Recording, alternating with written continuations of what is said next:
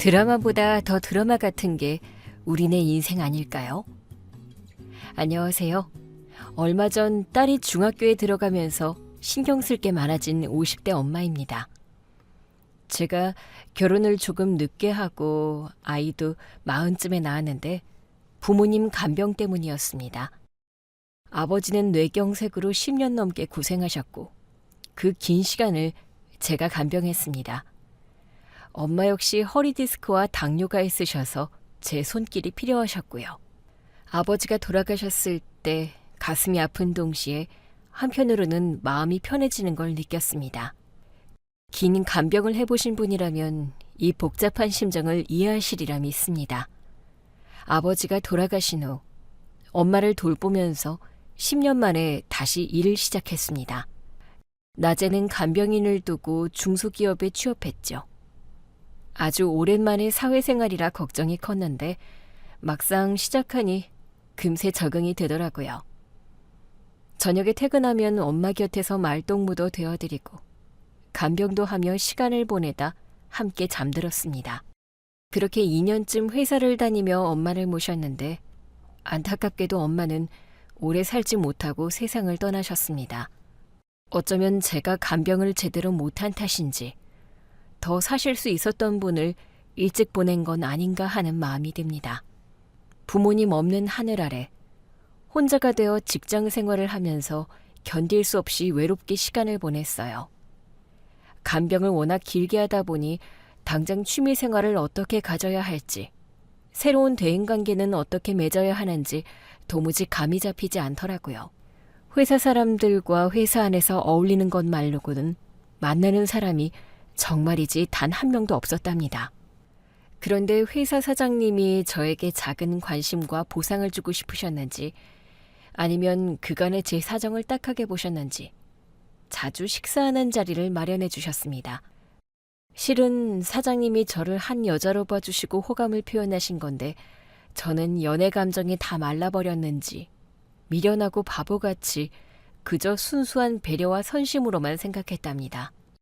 이렇게 눈치 없는 저에게 사장님이 결국 직접적으로 고백을 해주셨고 저는 너무나 오랜 고민 끝에 그분의 마음을 받아 연애를 시작하게 되었습니다. 그이와의 결혼까지 2년이 걸렸고 이후 기적처럼 사랑스러운 딸을 낳았습니다. 저희 세 식구는 시댁과는 거리를 둔 채 그럭저럭 평범하고 행복하게 잘 살았습니다. 그런데 딸이 초등학교 고학년이 된 시기, 어느 추석날 어쩔 수 없이 시댁에 모이게 되었는데 그날 시모, 시동생 부부, 저희 식구들이 다 모인 자리에서 참으로 기가 찬 일이 벌어졌습니다. 아이고 우리 손자, 이리 와봐. 우리 강아지 할머니가 추석 선물 대신 용돈 줄게. 자, 받아라. 할머니, 5만 원짜리 거 20장. 우와, 100만 원이네요. 땡큐, 할머니. 그리고 시어머니는 힐끗 저희 눈치를 잠시 보더니 마지못해 제 딸에게도 용돈을 건네주려고 주머니에 손을 넣더군요. 이후 꼭 꺼낸 것은 꾸깃꾸깃한 1,000원짜리 지폐 한 장이었습니다. 시어머니는 그 돈을 제 딸에게 마치 집어던지듯 툭 건네줬어요. 얘따, 그거 받아서 맛있는 거나 사 먹어라. 뭘 사 먹을 수 있을지 모르겠지만.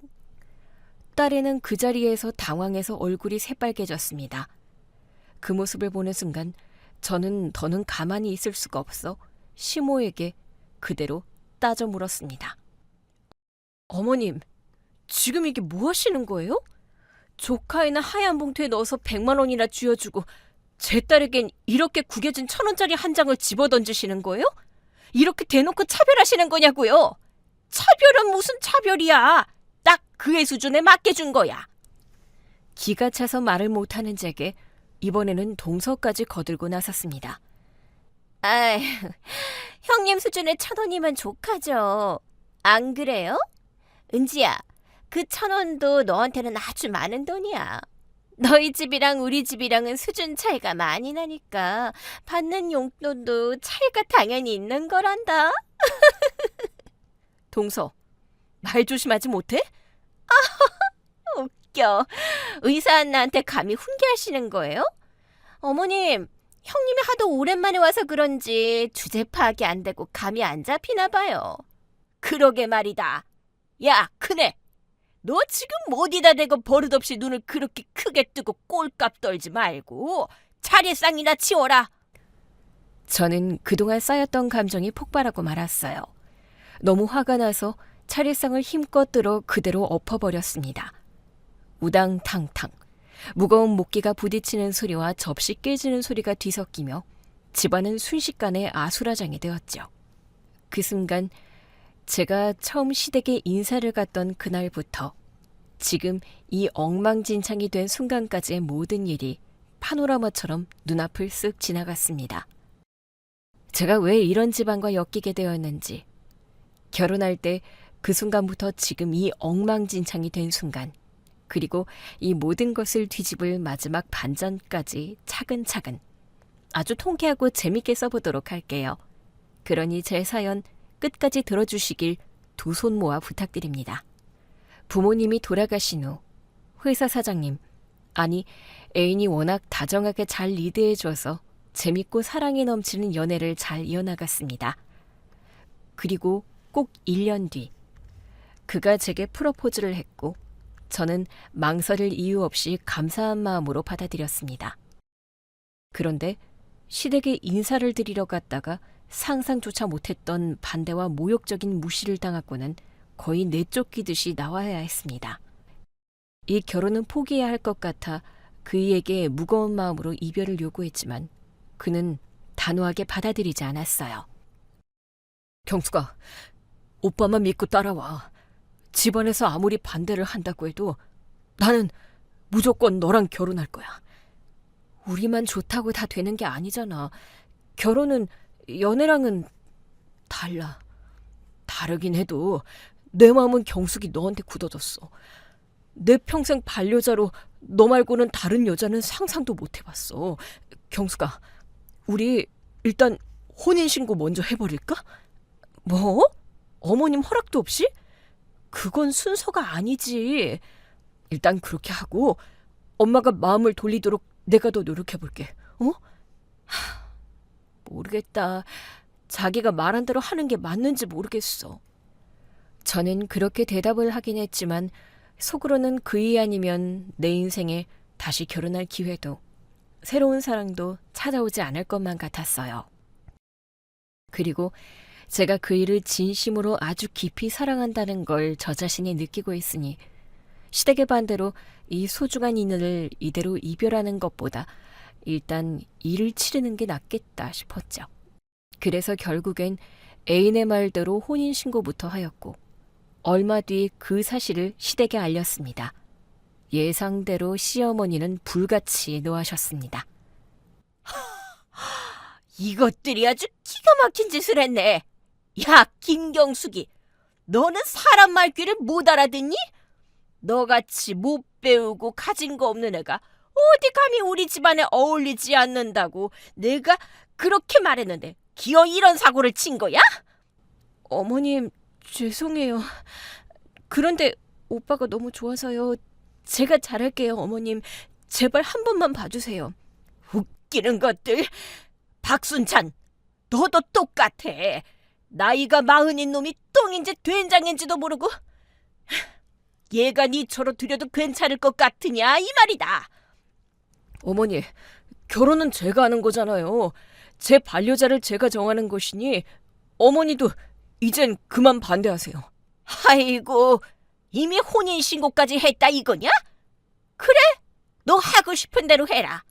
네 인생이니까 내가 뭐라고 해봐야 이제 무슨 소용이 있겠어? 그럼 경숙이를 며느리로 받아주시는 거죠? 이미 도장 찍었다는데 어쩌겠냐? 야, 너희들 둘 다 꼴 보기 싫으니까 당장 내 집에서 나가! 시어머니께 모진 소리를 듣긴 했지만 어쨌든 저를 며느리로 받아주셨습니다. 저희 두 사람은 서둘러 결혼식을 준비하는데 시모는 예상대로 단 하나도 도움을 주지 않아서 모든 걸 그이와 제가 알아서 준비를 해야 했답니다. 자기야, 이런 말하기 좀 미안하고 눈치 보이지만 어머님이 내가 마음에 들지 않아서 일부러 아무것도 신경을 안 쓰는 거야? 그건 아니야. 우리 어머니는 원래 나한테 그렇게 큰 애정을 주는 분이 아니야. 그게 무슨 말이야? 부모가 자식에게 큰 애정을 주지 않다니. 그런 말이 세상에 어디 있어. 경수가, 미리 말했어야 했는데 이제라도 말해줄게. 사실 어머니는 내 친모가 아니야. 내가 12살 때 아버지가 재혼하신 분이야. 지금 내 동생도 그때 어머니가 데리고 온 자식이야. 뭐? 그럼 지금 어머님이 계모시고 동생은 의붓 동생이란 말이야? 10년 전에 아버지가 돌아가시고 진짜 혈육은 아무도 없게 됐지. 그래도 10수년간 키워주신 정이 있어서 어머니를 계모로 생각한 적은 없어. 물론 동생이랑 나를 차별을 하시긴 했지만 다 이해하고 넘어가려 했고. 그랬구나. 그런데 아무리 그래도 아들 결혼을 한다는데 어떻게 이렇게 조금도 안 도와주셔? 나 회사 차릴 때 아버지가 이미 많이 해주셨으니까. 어머니가 받은 유산은 당연히 동생한테 써야지. 그의 말이 어쩐지 복잡하게만 들렸어요. 하지만 한 가지는 확실하게 알게 되었습니다. 시모와 시동생이 남편과 피 한 방울 섞인 가족이 아니고 남편에게 아주 살가운 사람들이 아니라는 건 확실하게 알게 되었습니다. 저희 결혼식장 비용과 신혼집 비용, 그 외에 자잘하게 들어가는 많은 것들을 마련하는데 시어머니는 일절 아무것도 보태주지 않으시더라고요. 저야 아무것도 없는 처지에 결혼을 허락받은 것만 해도 감지덕지라 아무 말도 못했지만 남편마저 조금도 서운한 기색을 내비치지 않은 걸 보니 그 속을 모르는 제 마음이 오히려 더 안쓰러웠습니다. 그래도 다행히 예식장에는 시모와 시동생이 참석해 주었고 남편의 많은 지인들과 회사 사람들이 진심으로 축복해줘서 무사히 그리고 더없이 행복한 결혼식을 올렸답니다. 신혼집은 남편의 회사 근처 아담한 크기의 작은 빌라로 마련하였어요. 그 일을 믿고 따랐더니 저에게도 드디어 가정이 생겼고 가족이 생겼다는 사실이 너무나 벅차고 기뻤습니다. 한편 시동생은 한 번에 이혼을 하고 난 뒤 시모와 둘이 지냈었는데 최근 결혼정보 회사를 통해 저처럼 돌싱인 여성을 만나 재혼을 하게 되었습니다. 저희가 결혼한 지 딱 2달 뒤에 정식으로 인사를 왔는데 동서될 사람은 성형외과 전문의였답니다. 우리 귀한 아들이 이제야 제 짝을 만났네. 이전에 들인 며느리는 영 아니다 싶었는데 이혼하고 난 이런 귀인이 다 들어오게 됐어. 저도 이혼하고 나서 남자를 여럿 고르고 골랐는데 경호 씨가 여러모로 딱 맞겠더라고요. 어머님, 결혼하면 저 강남에 개인 병원 해주셔야 하는 건 아시죠? 어머, 요즘 젊은 사람들은 이렇게 할 말을 자신 있게 한다니까. 난 그런 꼰대가 아니라서 이렇게 시원하게 말해줘도 괜찮아. 그래, 당연히 우리 아들 체면에 맞게 개인 병원 해줘야지. 어머님, 처음부터 말이 너무 잘 통하는데요? 어머님 같은 분이 제 시어머니가 된다면 앞으로 아주 편하겠어요. 그럼 난 괜히 며느리 잡는 시짜지라는 그런 구닥다리 인간이 아니야. 우리 아들이랑 잘 살아주기만 하면 아주 고맙게 생각할 거라고. 저희 둘은 여러 가지로 잘 맞으니까 아마 잘 살 거예요, 어머님.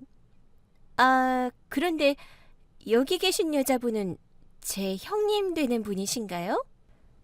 그제야 두 사람의 대화를 가만히 듣고만 있던 제가 입을 열었습니다. 네, 제가 손윗동서가 되겠네요. 반가워요. 뭐 하시는 분이세요? 아주버님이 회사 대표라고 하니까 무슨 사업이라도 같이 하시나? 그 말에 답을 한 건 제가 아니라 시어머니였습니다. 사업? 며느라, 쟤가 무슨 사업을 해? 쟤는 아무것도 없는 애야. 학벌도 고졸이고 집안도 개털이네라고. 부모 간병만 10년을 넘게 하다가 내 아들 회사에 격리로 겨우 취직했다고. 어머, 그럼 회사 대표님이랑 말단 경리가 결혼을 한 거예요? 와, 무슨 신데렐라 스토리인가? 고졸 신화 뭐 그런 건가?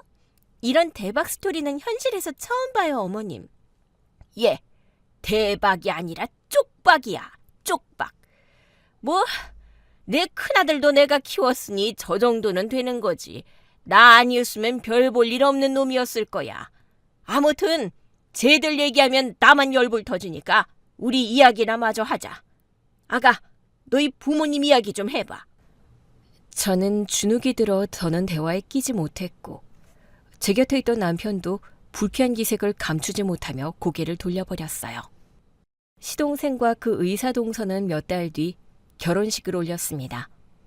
듣던 대로 시어머니께 상상을 초월하는 엄청난 지원을 받으며 결혼하더군요. 동서는 강남 목 좋은 곳의 개인 성형외과를 통째로 선물로 받았고 신혼집은 입이 벌어지는 대저택으로 마련했어요. 그뿐만 아니라 시동생은 새로운 사업을 시작한다며 으리으리한 사무실까지 선물로 받았답니다. 남편이 돌아가신 시아버지께 물려받아 아등바등 운영하는 작은 회사에 비하면 실로 엄청난 차이였죠. 여보, 어머님이 서방님한테 해주신 걸 보니 엄청 많더라. 우리 결혼할 때는 아무것도 안 해주셨는데 혹시 자기가 내가 아닌 저렇게 잘난 여자랑 결혼했으면 안 그러셨겠지? 그런 말이 어디 있어. 내가 누구랑 결혼했든 어머니는 나에게 지원을 해주시지 않으셨을 거야. 늘 말했잖아. 항상 차별은 하셨다고. 자기는 그래도 서운하지 않아? 왜 안 그랬겠어. 그런데 나이 40 넘어가고 나니까 그런 섭섭한 마음은 전혀 남지 않았어. 여보, 우리 지금 적당히 잘 살고 있으니까 괜히 그런 걸로 서운해하고 그러지 말자. 나야 자기랑 결혼해서 이렇게 가정을 꾸린 것 자체가 로또보다 더 행복한 일이야. 서운한 건 없어. 남편이 시모의 재산에는 조금도 관심이 없는 것 같아서 저도 다시는 그런 비교되는 이야기를 꺼내지 않았어요. 그이와 저는 매일같이 출근하고 같이 퇴근을 하면서 거의 24시간 내내 붙어서 지냈답니다. 함께 일하고 함께 생활하니 다행히 손과 발이 척척 맞았고 부부 사이의 관계도 덜 나위 없이 너무 잘 맞았어요. 그렇게 행복한 시간이 2년쯤 지나 남편이 42, 제 나이 40살이 되던 해에 저희 부부를 꼭 닮은 딸애를 낳게 되었습니다. 그리고 동서도 저와 비슷한 시기에 아들을 낳았습니다. 저희는 각자 다른 산후조리원에서 몸을 풀고 집으로 돌아왔죠. 저는 한동안 남편 회사에 나가지 않고 육아를 하기로 했습니다.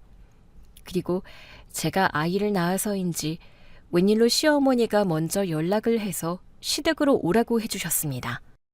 저는 내심 기대를 했습니다. 그동안 저에 대한 무시와 막말은 이제 손주가 생겼으니 다 잊어버리셨을 거라고, 제 딸을 예뻐해 주실 거라는 부푼 기대를 하면서 시댁을 향했답니다. 미소를 가득 안고 시댁에 들어서며 시어머니께 인사를 드렸습니다. 어머님, 저 왔어요. 어머, 동서도 와 있었네? 시어머니는 시선을 돌리지도 않고 인사도 받지 않고 말씀하셨습니다. 왔으면 얼른 주방으로 가서 닭도리탕 좀 해라. 우리 의사 며느리가 그게 먹고 싶다니까. 솜씨 부려서 맛있게 좀 해봐. 네가 다른 거 몰라도 음식은 꽤 하니까. 그래서 불렀다. 네? 뭘 그리 어리버리하게 서 있는 거야? 산후조리 끝났으면 움직여야지. 어서 주방에 가. 그럼 저희 딸 은지는요? 내 앞에 눕혀놓고 하면 되잖냐.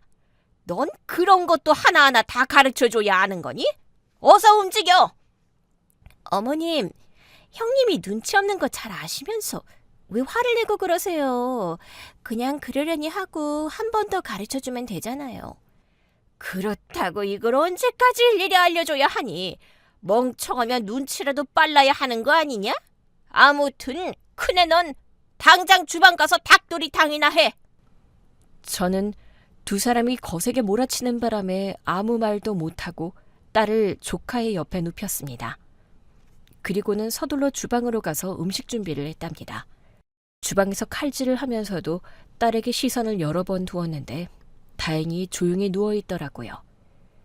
그 사이 시모와 동서는 조카의 작은 손짓 발짓 하나에도 재롱이라며 심취해서 제 딸은 완전히 뒷전이었습니다. 식사 준비가 겨우 끝나고 저도 식탁에 앉으려고 하는데 시모가 저를 막아서더군요. 너도 앉게? 너 밥 안 먹고 왔니? 네? 네. 뭐 하느라 밥도 안 먹고 다니냐, 칠칠 맞게. 우리 며느리가 닭도리탕 다 먹고 누룽지탕이 먹고 싶다니까 어서 가서 끓여라. 넌 나중에 식은 거 먹든지 하고.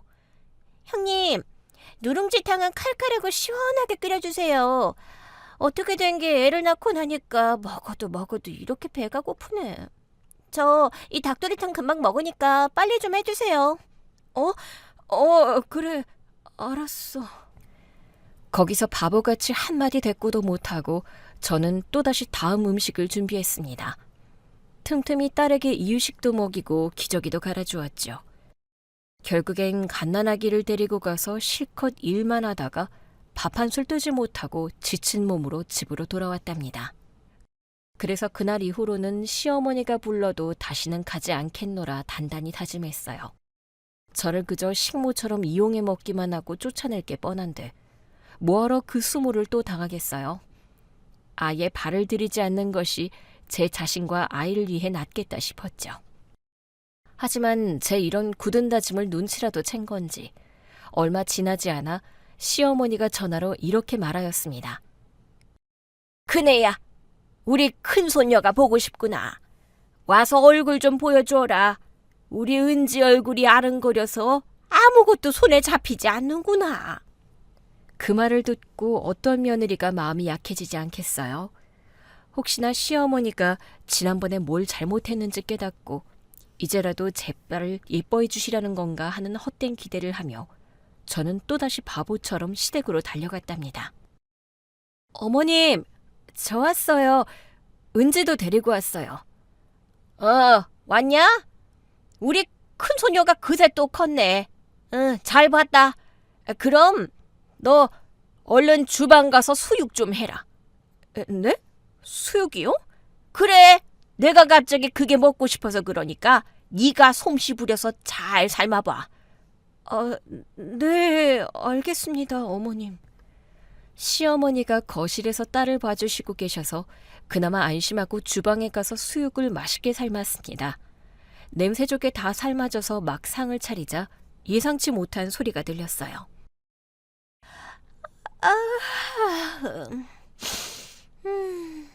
냄새 아주 좋네요, 형님.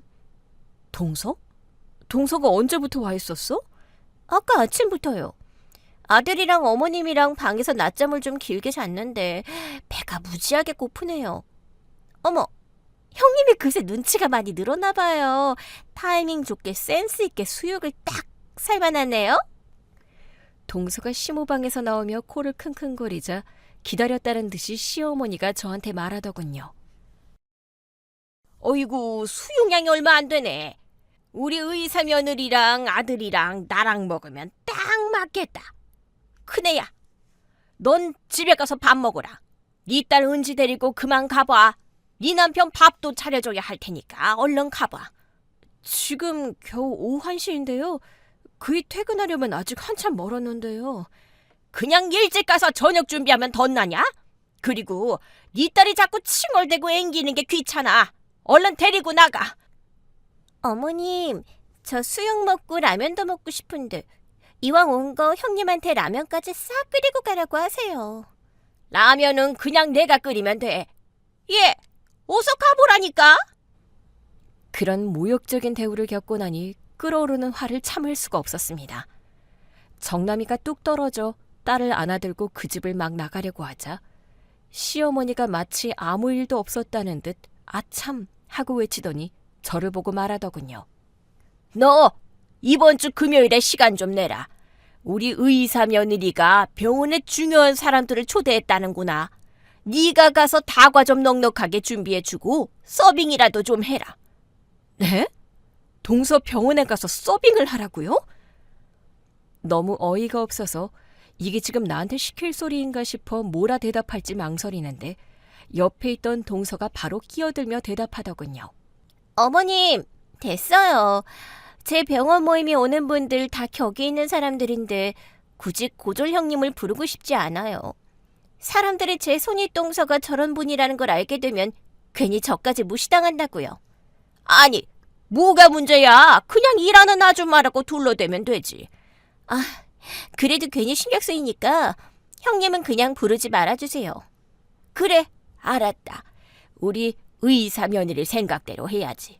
내 생각이 짧았구나. 큰애야, 너 올 필요 없다. 저를 바로 앞에 두고 일하는 아줌마 취급을 하며 대화를 나누는 꼴이라니.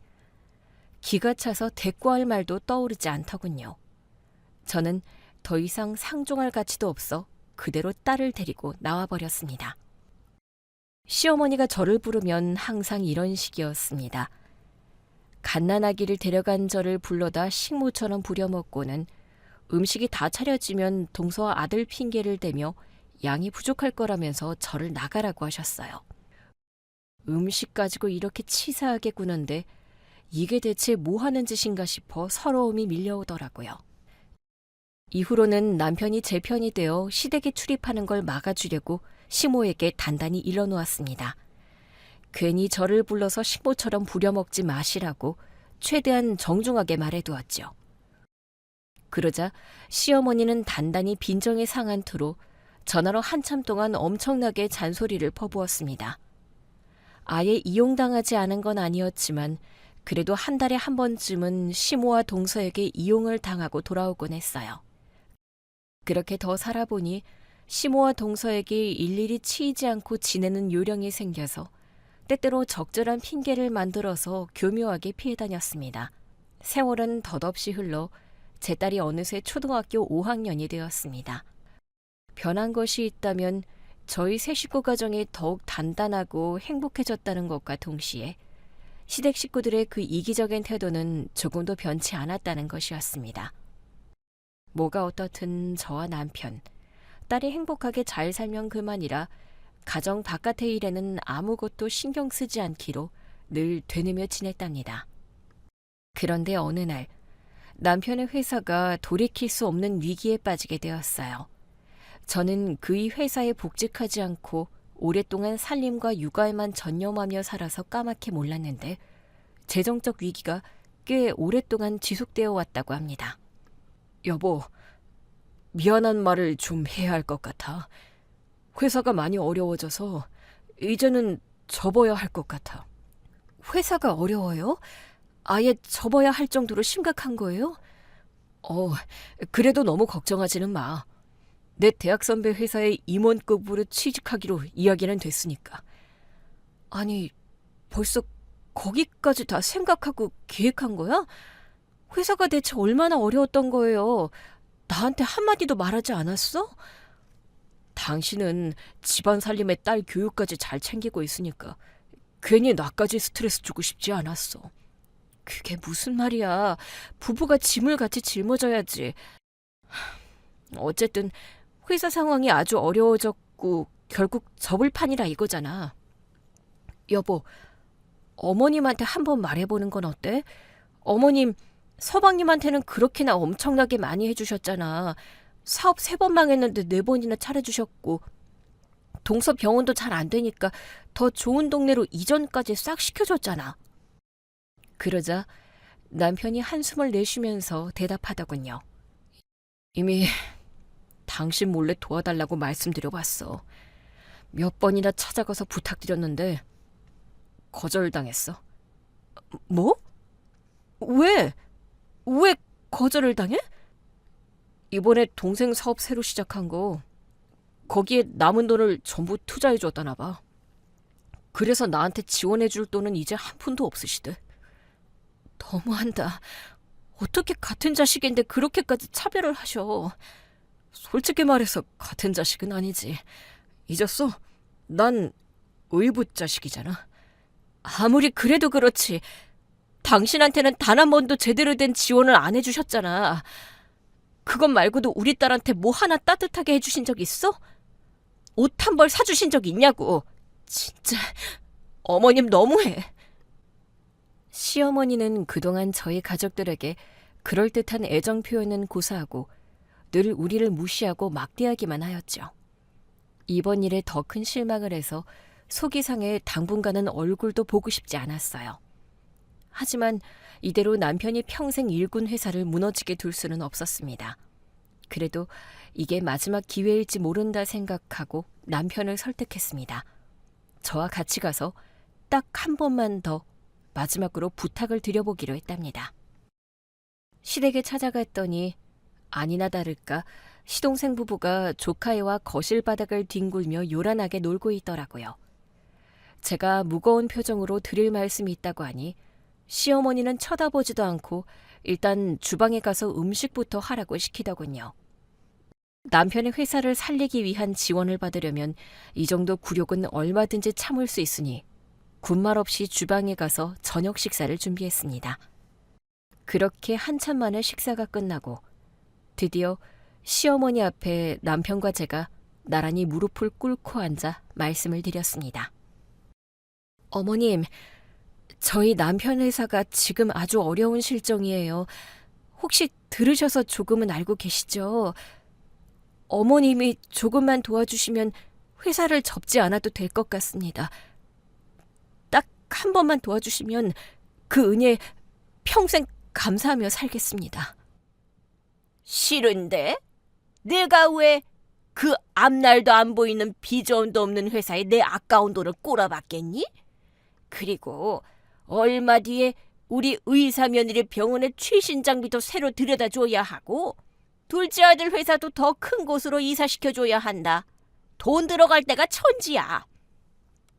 어머님, 서방님 부부한테는 그렇게 아낌없이 지원을 해주시는데 저희한테도 아주 조금만 지원해 주시면 안 될까요? 처음이자 마지막으로 드리는 부탁이에요. 저 앞으로 어머님이 불러서 식모처럼 부리셔도 지금보다 더 군말 없이 다 할게요. 아이고, 내가 널 얼마나 부려먹었다고 그딴 소리를 하냐? 야, 너희들 도와줄 돈은 한 푼도 없다. 우리 똑똑한 손자 내년에 미국으로 유학 보낼 계획이라서 거기에 돈 해줘야 하거든. 네? 조카의 유학이요? 어머님, 그렇게 재산이 많으시면 저희한테도 아주 조금만 도움을... 글쎄 싫다니까. 내가 내 친아들도 아닌 애한테 뭐하러 내 피 같은 돈을 지원해줘야 하냐? 너희들이 평소에 나한테 친엄마 대듯이 끔찍하게 굴어봤어 봐라. 내가 이렇게까지 박하게 하겠니? 저희가 살갑게 자라지는 못했지만 그렇다고 도리를 못한 건 없잖아요. 어머님, 돌아가신 시아버지 제사를 매년 빠짐없이 준비한 것도 저희고요. 집안에 크고 작은 행사가 있으면 늘 제가 다 준비했어요. 어머님 친구분들 모임이나 개모임을 시댁에서 하시면 항상 저를 불러서 온갖 뒤치다거리 다 시키셨잖아요. 그게 부려먹은 거냐? 아, 역시 못 배워서 그런지 말하는 싹수가 천박하구나. 그만 입 다물어라. 어머님, 제가 다 죄송해요. 잘못했어요. 앞으로 뭐든 시키시는 대로 다 할 테니 이번 한 번만 저희 남편 회사를 살려주세요. 네? 일 없다. 그럴 생각 추호도 없으니까 그 시끄러운 입들 다물고 그만들 나가봐라. 남편은 그 모욕적인 말들을 들으면서도 끝끝내 입을 한 번도 열지 않았습니다. 그리고는 나가라는 말에 그저 말없이 저의 손을 잡고 시댁에서 힘없이 퇴장했습니다.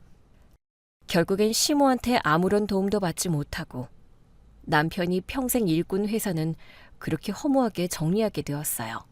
그이는 단 하루도 쉬지 않고 바로 선배 회사에 취직해 다시 출근을 시작했답니다.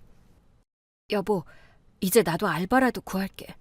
아니야, 우리 그 정도로 힘들지 않아. 빚이 생긴 것도 아닌데 뭐하라 그런 거래. 아니, 이제 은지도 컸고 학원 다니고 있어서 나 시간 많아. 은지 학원비라도 내 힘으로 벌어야지. 그이는 저를 말렸지만 저도 가만히 앉아만 있을 수는 없었습니다. 저도 제 힘으로 다시 돈을 벌어보고 싶다고 못을 박았습니다. 그렇게 해서 시작한 아르바이트는 동네 일식집의 주방 보조였습니다. 설거지와 산더미 같은 재료 손질이 주된 일이었는데 몸은 고되어도 시간도 잘 가고 일도 의외로 재밌어서 할만하더라고요. 남편은 다행히 선배 회사에 취직해서 바로 자리를 잡긴 했지만 월급이 예전 대표 시절에 비하면 많이 적었어요. 거의 최저시급에 가까운 돈을 받고 일을 하고 있어서 전보다 훨씬 더 아껴가며 빠듯하게 살아야 했습니다. 한편 저희 가족들이 이렇게 허리띠를 졸라매며 지내는 동안 시댁은 또 좋은 소식이 있다면서 저희를 불렀어요. 너 이번 주말에 작은 애들 집에 좀 와라. 새로 대저택으로 이사했으니까 주소 찍어주는 곳으로 와. 집 정리하는 거, 집 나르는 것 좀 돕고 네 동서가 의사들 불러서 집들이 거하게 한다니까 네가 상 좀 차려라. 네? 어머님, 저 알바 시작해서 그날 못 가요. 알바? 너희들 그 정도로 힘드냐? 야, 와서 일해주면 내가 니까짓 거 일당 넉넉하게 챙겨줄 테니까 잔소리 말고 와서 일해라. 그 말을 듣는 순간 터져나온 한숨은 바닥을 꺼트릴 정도로 강렬했습니다. 더는 참을 수가 없었죠. 어머님, 저 못 가요. 아니, 안 갑니다. 저희 먹고 살기도 바쁜데 거기 가서 뒤치다거리 할 시간은 없어요. 뭐? 내가 네 일당 쳐준다고 한 거 못 들었냐? 그럼 그냥 그 돈으로 가사 도우미를 부르시든가요. 전 안 합니다. 이만 끊을게요. 이런 싸가지 없고 무식하고 천박하고 애미애비 없는 티를 내는 모자란 년 같으니.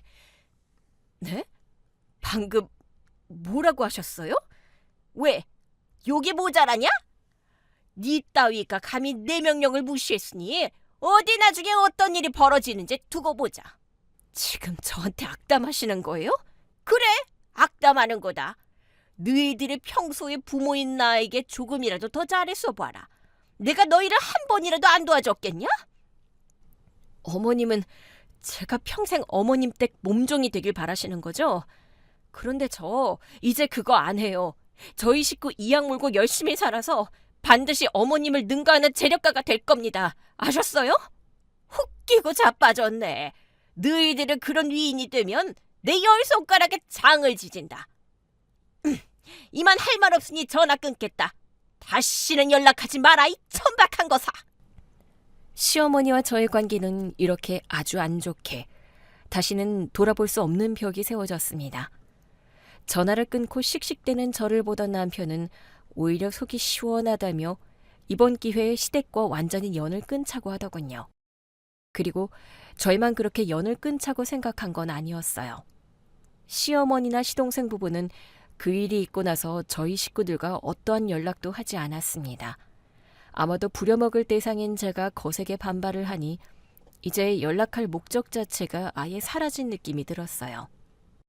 아무튼 저는 그저 남편과 딸, 우리 세 식구만 생각하면서 열심히 살림도 하고 굳은 아르바이트도 하면서 지냈습니다. 주말 저녁 늦게 파김치가 되어 돌아오면 남편이 현관까지 마중을 나오곤 했습니다. 여보, 알바가 지금 끝났어? 아휴, 주말인데 쉬지도 못하고. 내가 다 미안하네. 미안하긴. 당신이 그동안 처자식 먹여 살린다고 혼자 얼마나 고생했어? 나는 은지 낳고 계속 살림만 했고.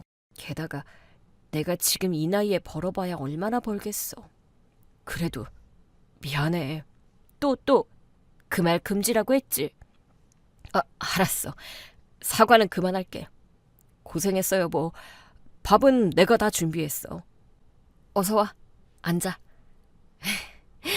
우리 남편이 이젠 요리사가 다 됐네. 와, 찌개 냄새 죽인다. 내가 한 것보다 훨씬 맛있겠는걸.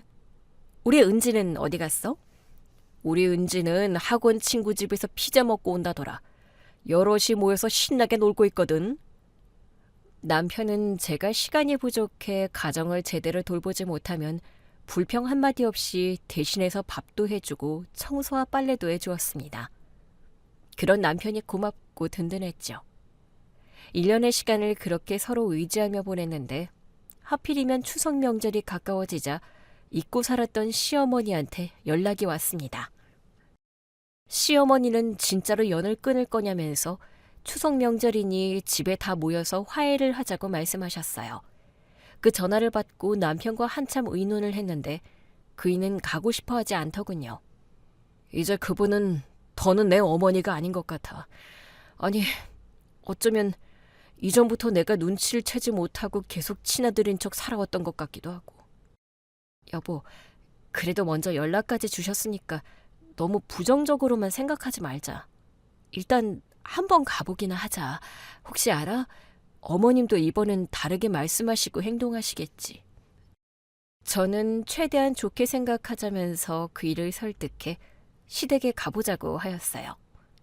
이틀 뒤 추석날이 왔고 제 딸과 저는 남편과 함께 무거운 마음으로 시댁으로 향했습니다. 어머님, 오랜만이에요. 그동안 안녕하셨어요? 내가 안녕했겠냐? 너희들은 어떻게 된 게 꼬박 1년 동안 전화 한 통이 없니? 아주 이 애미랑 연을 끊을 생각이었냐? 죄송해요. 남편은 차마 입이 떨어지지 않았는지 그저 고개만 숙여 인사를 드렸어요. 저희가 집안에 들어서자마자 시어머니가 기다렸다는 듯이 바로 저에게 말씀하셨어요. 차례상 준비해야지. 이 집 음식은 의뢰 네가 다 해야 하는 거 알지? 네? 연을 끊고 살았던 1년 전이나 지금이나 매년 저에게 시아버지 제사상이든 차례상이든 모두 저 혼자 차리게 하셨는데 이번에도 어김없이 마찬가지로 말씀하시더라고요. 시모는 돌아가신 시아버지의 제사나 차례를 유난히 중요시하는 분이기 때문에 항상 그 기준에 맞춰 정석 이상으로 준비해야만 했어요. 저 혼자요? 동서도 있고 서방님도 일찍부터 와 계신데요. 야, 우리 귀한 의사 며느리는 이런 허드렛 일에 손을 쓰는 게 아니야. 그리고 내 둘째 아들도 어제 밤늦게까지 병원에서 일해서 무지하게 피곤하다고. 그러니까 너희 혼자 하든 너희 남편이랑 둘이서 하든지 알아서 해라. 오늘이 추석 당일이니까 저녁 전에 준비 끝내라. 일단은 꾹 참았습니다. 1년 만에 그것도 화해를 하자고 해서 온 자리에서 뵙자마자 큰 소리를 내는 건 예의가 아니라고 생각했기에 꾹 참고 제가 잘하는 음식을 하러 묵묵히 주방에 들어갔어요. 그리고 남편과 둘이서 온갖 차례 음식을 만들었고 어느새 훌쩍 자란 딸까지 고사리 손을 보태 도와준 덕분에 반나절 만에 그 많던 일을 다 마쳤습니다. 곧 어스름이 내리고 차례를 드리게 되었습니다. 차례가 끝나고 온 식구가 형식적으로 빙 둘러앉아 음식을 먹으며 대화를 나눴어요. 물론 대화는 저희 식구를 철저히 제외하고 시모와 시동생 부부끼리만 깔깔거리며 이어졌죠. 어머님, 저희 병원에 이번에 새로 나온 그 신식 레이저 기기 놔주실 거죠? 그렇고 말고 우리 의사 며느리 체면이 있지. 내가 지원을 팍팍 해줄 테니 너는 환자만 열심히 잘 봐라. 요즘 성형하러 오는 사람들은 많고. 네, 어머님. 못같이 생긴 것들이 세상에 하도 많아서 일이 끊이질 않아요. 아이고, 잘 됐지 뭐. 그리고 아들, 너는 새로 시작한 사업 어떠냐? 여기서 시모가 말하는 아들은 당연히 제 남편이 아닌 시동생을 말하는 것입니다. 그리고 이어지는 상황은 제가 초반에 말씀드린 싸움이 나는 상황입니다. 그냥 그래. 엄마가 좀 더 힘을 팍 써줘야겠어. 당연히 도와줄 거지?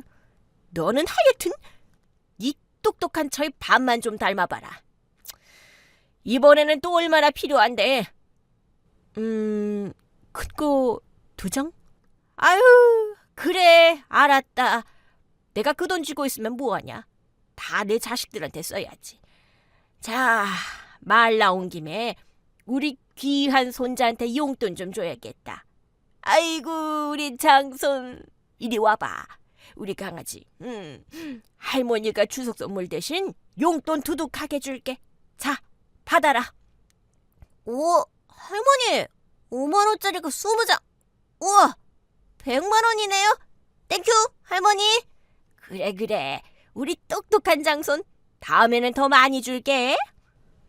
제 딸에게는 그 구겨진 1,000원짜리 한 장을 집어던져주고 이어지는 시모와 동서의 모욕적이고 무시하는 말이 오갔습니다. 그리고 결국 제 이성의 끈을 놓아버린 제가 그 차례상을 통째로 엎어버렸습니다.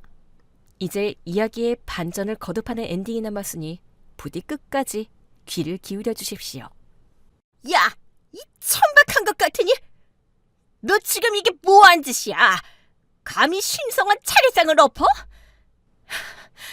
오늘 오는 게 아니었는데 내 남편 말대로 그냥 인연 끊고 지내는 게 맞았는데 괜히 혹시나 하는 마음에 찾아왔네요. 결국엔 오늘 일할 사람이 필요해서 저를 부른 거죠? 그래, 일할 사람이 너밖에 없으니까 불렀다. 어쩔래? 됐냐? 이젠 핑계도 안 되시는군요. 그래요. 저 실컷 부려먹으려고 불렀다 쳐요. 그런데 아무것도 모르는 내 딸에겐 이러면 안 되죠. 이런 모욕적인 대우를 받는 건 나와 내 남편, 우리 두 사람이면 족하다고요. 아주 싸가지를 밥에 쌈 싸먹고 자빠졌네. 네가 미쳤구나. 너 오늘 내 손에 뒤졌어. 시모가 손에 잡히는 대로 묵직한 목기를 제 얼굴에 그대로 집어던졌는데 가만히 있던 남편이 그걸 한 손으로 쳐내듯 받아냈어요. 그러자 이번에는 동서가 자기도 지을세라 다른 목기를 집어던졌고 남편이 그걸 손바닥으로 강하게 받아쳤습니다. 그 목기는 그대로 튕겨나가 동서의 얼굴에, 그것도 비싸가 세웠을 실리콘이 든 코에 정확히 적중했습니다. 여보, 어머님, 내 코가 주저앉을 것 같아요. 이런 잡것들을 그냥 내가 진작부터 내 자식이 아니라고 여기고 살아왔어도 죽은 네 애비 때문에 억지로 가족으로 지내려고 참고 노력했는데 감히 은혜를 이따위로 갚아? 하나는 신성한 차례상을 뒤엎고 하나는 내 귀한 의사며느리 코를 박살내? 이성을 잃고 두 팔을 걷어붙인 시모는 양손에 또 다른 목기들을 잡고 저를 향해 집어던지려고 했어요. 그러자 이번엔 남편이 엎어진 차례상 중에서 가장 큰 교자상 다리를 붙잡고 상을 통째로 높이 들어 시모와 시동생 부부를 향해 그대로 밀어버렸습니다. 쾅! 집안이 무너질 듯한 소리가 크게 울리며 세 사람은 비명도 못 지르고 겁에 질려 벽에 붙어서 그대로 얼어버렸답니다. 늘 조용하고 순종적이었던 남편이 태어나 처음으로 그렇게 무서운 눈빛을 쏘아붙이는데 그 식구들도 안 그러던 사람이 한 번 폭발하니 걷잡을 수 없이 겁을 먹은 겁니다. 그 아수라장 속에서 남편이 지금껏 들어본 적 없는 냉랭하고 큰 소리를 냈습니다. 이젠 끝입니다. 우리 이제 남남으로 살자고요. 어머니, 동생 재수씨, 이제 우리는 남남입니다. 다시는 우리 식구 불러서 괴롭힐 생각하지 말고 댁들끼리 지지고 볶으면서 살든 알아서들 하세요. 여보, 은지야, 가자. 그래, 여보. 그렇게 저희 세 식구는 시댁에서 나오게 되었는데 등 뒤에서 시모가 퍼부는 온갖 쌍욕이 들리더군요. 하지만 뒤돌아보지 않았습니다. 이로써 그 지긋지긋한 시댁과는 완벽하게 인연을 끊게 되었답니다. 그날 밤 집에 돌아와 잠을 자려는데 너무 화가 나고 분해서인지 잠드는데 꽤 시간이 오래 걸렸어요. 그날 겪은 스트레스가 극심했는지 꿈이 지독하리만치 현실처럼 느껴졌답니다. 시모와 동서와 2대1로 엉켜 싸우는 악몽을 꾸는데 제 팔은 마치 물속에서 움직이듯 느려 터졌는데 시모와 동서는 아주 날쌔게 주먹을 휘둘러 제 얼굴과 몸을 망가뜨렸어요. 한참을 그 끔찍한 꿈을 꾸다가 갑자기 정면이 다른 꿈으로 넘어갔습니다. 시야가 온통 하얗게 변하더니 낯익고 구부정한 남자가 저를 향해 천천히 걸어오더군요. 아빠? 아버지? 우리 경숙이 고생이 많지. 예비랑 네 엄마까지 보살피느라 네 꽃다운 오랜 시간을 다 허비했지. 에휴, 미안하다, 미안해. 부모가 되어서 너에게 짐만 잔뜩 지웠구나. 꿈속이었지만 돌아가신 아버지의 목소리는 너무나 또렷하게 귓가에 들렸습니다. 아니에요, 아빠. 난 후회 안 해요. 오히려 더 잘 모시지 못해 죄송하기만 했다고요. 우리 딸 마음 씀씀이가 여전히 착하네. 경수가, 이 애비가 쓴 낡은 일기장에 보면 너를 위한 선물이 하나 있을 거야. 일기장이요? 그게 어디에 있는데요? 네가 찾아봐야지. 잘 찾아봐, 경수가. 아버지, 아빠! 온몸이 식은땀에 젖은 상태로 잠에서 깨어났고 옆에서 자던 남편이 제 거친 잠꼬대에 놀라 깨웠답니다. 무슨 꿈을 그렇게 꾸었냐고 물어서 방금 겪은 그 생생한 꿈 이야기를 그대로 전해주었습니다. 저는 다시 잠을 청하지 않고 그 길로 일어나 손전등까지 켜들고 집안 구석구석을 돌면서 아버지의 일기장을 찾기 시작했습니다. 부모님의 유품 중 낡은 서류나 문서 같은 건 버리지 않아서 어딘가에 보관 중일 것이었죠. 1시간쯤 지났을까, 먼지가 뽀얗게 쌓인 창고에서 색이 바랜 낡은 박스를 겨우 찾았고 그 안에서 손때 묻은 아버지의 일기장을 찾아냈습니다. 떨리는 손으로 일기장을 넘기는데 그 사이에서 아버지가 수십 년 전 젊은 시절 친구분에게 투자한 빚바란 증서와 차용증이 끼워져 있더군요. 남편이 밤을 새워 아버지가 투자한 그 회사를 알아보았는데 지금은 누구나 알만한 천대 기업에 드는 거대한 회사라고 하더군요. 날이 밝자마자 저와 남편은 딸을 학교에 보내고 하던 일이 아닌 곧장 아버지 친구의 그 회사로 찾아갔습니다. 거기서 회장님을 직접 만나게 되었는데 저희가 조심스럽게 내민 그 낡은 차용증과 투자증명서를 보시더니 조금도 발뺌하지 않고 오히려 눈시울을 붉히시면서 그 사실을 전하시더라고요. 아주 오래전 회장님이 자본금 하나 없이 회사를 처음 차릴 때 저희 아버지가 유일하게 믿고 전 재산을 투자하셨다며 평생 그 빚을 돌려줘야 할 걸 못 주고 마음의 짐으로 안고 살았다고 말이죠. 그리고 저희는 그야말로 하루아침에 막대한 부를 얻게 되었습니다. 이 크고 갑작스러운 돈을 어떻게 쓸까 하다가 저는 오직 남편의 사업을 다시 밀어주기로 결심했어요. 그이는 당연히 거절했지만 이건 하늘에 계신 아버지가 주신 선물이며 처음이자 마지막으로 제가 돕는 것이니 미안해하지 말고 반드시 성공하라고 제가 더 강하게 조언하고 응원해 주었죠. 결국 남편은 제 말대로 다시 사업을 재개했고 이전에 작은 회사와는 비교도 안 될 만큼 아주 많은 걸 이루어냈습니다. 1년이 훌쩍 지나고 저희 세 식구는 온갖 자랑을 해도 될 만큼 남부럽지 않게 잘 살게 되었답니다. 그런데 그 1년이라는 시간 동안 저희와 연이 끊긴 시댁에도 많은 일들이 있었나 보더라고요.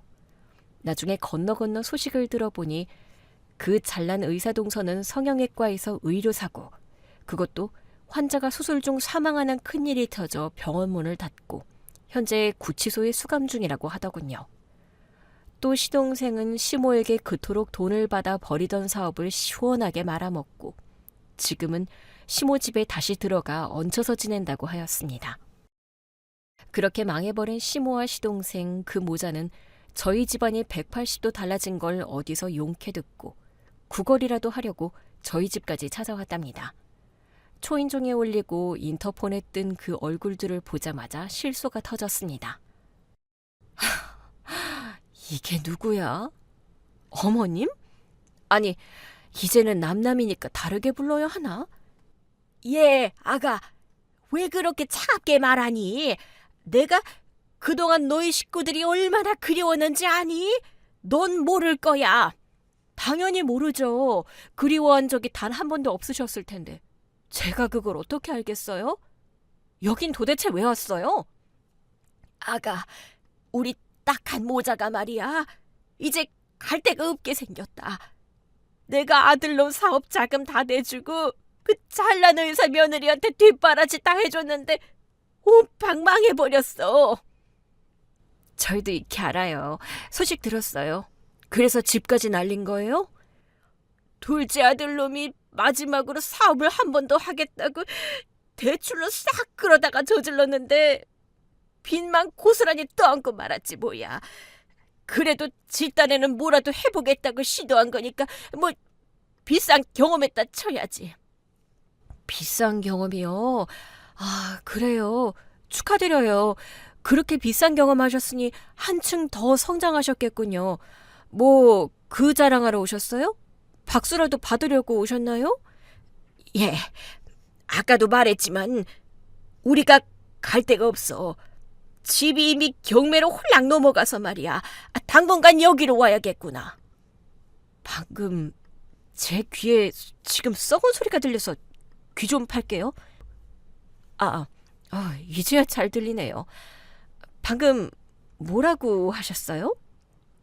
우리가 당분간 여기서 좀 지내겠다고. 너희 집 이렇게 넓고 아늑하니 우리 불쌍한 모자가 들어와 살아도 괜찮겠지? 내 귀가 막힌 게 아니었구나. 이보세요, 아줌마. 혹시 돌았어요? 아니면 얼굴에 철판이라도 몇 겹 둘렀어요? 되게 평생 우리한테 해준 게 뭐가 있다고 감히 우리 집에 눌러붙겠다고 하는 거예요. 그것도 저 하는 일마다 말아먹는 팔푼이 하더라고 같이. 뭐야, 팔푼이? 이게 아직도 싸가지고 바가지네. 됐다. 너랑 말 안 해. 난 내 아들하고 말할 거야. 큰아들, 우리 세상에서 제일 사랑스러운 큰아들. 그때까지 뒤에서 묵묵히 지켜보던 남편이 나섰습니다. 뭐라고요? 저기요. 우리는 이미 영 끊은 사이 아닌가요?